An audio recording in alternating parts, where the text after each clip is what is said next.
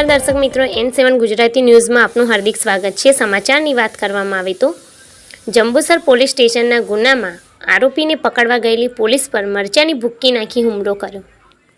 Jambusar police સ્ટેશનના અગાઉના ગુનામાં પકડવાનો આરોપી બાકી હોય બાતમીને આધારે તેને ઘરે જંબુસર પોલીસ પકડવા જતા આરોપી બેને પોલીસની આંખોમાં મરચું નાખી ઝપાઝપી કરી ફરજમાં રૂકાવટ કરવા અંગે ગુનો નોંધાયો।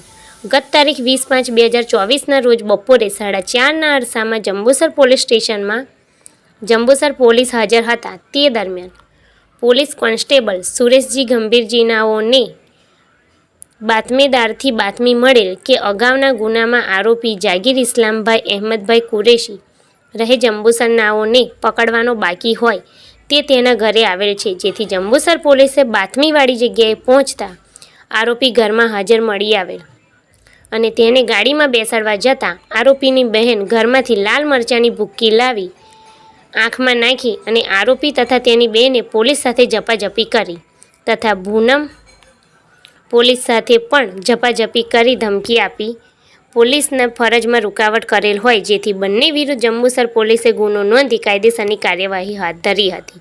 રિપોર્ટર મુન્નાભાઈ ઠાકોર।